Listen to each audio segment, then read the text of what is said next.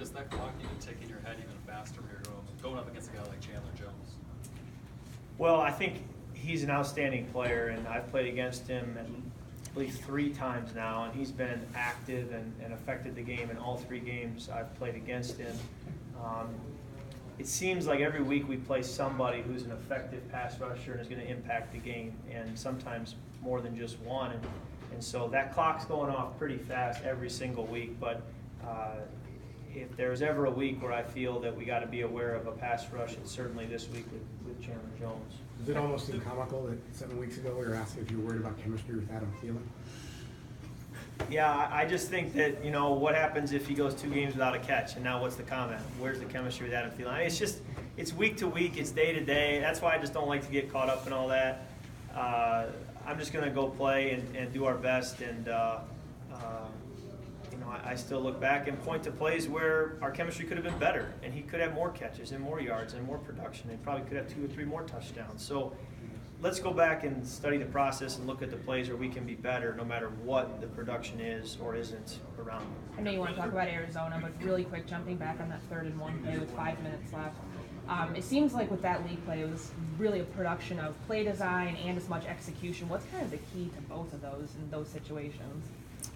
Well, you're certainly trying to put the defense in a bind with their eyes, and where are they trying to what are they trying to stop? And on 3rd and 1, they're certainly thinking run. They're thinking they got to be aggressive downhill, and so you do put defenders in a bind with that type of play call. But certainly, if they have the right sense and good instincts, and they feel Kyle Rudolph going out in the flat, you know, then the play may not be there. So, you know, there's always a risk-reward with every play that's called, and you have to understand that defensive players are put in a bind, but they can react correctly, or they can get fooled just like offensive players can. And certainly in that situation, Kyle slipped out, and it was a great conversion.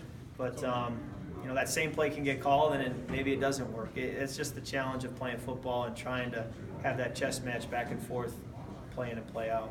Your receivers have talked a lot about your ability to put the ball in a tight window, trusting that to do their part. Have there been times ever, you know, over your career where you throw one of those and watch it like, I don't think it's going to get through, and it still does? Is that something that happens at all regularly?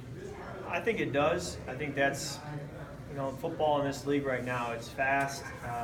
It's 11 on 11, and they're bringing pressures, they're disguising coverages, we're sending motions, we're making shifts, we're subbing personnels in, as we talked about.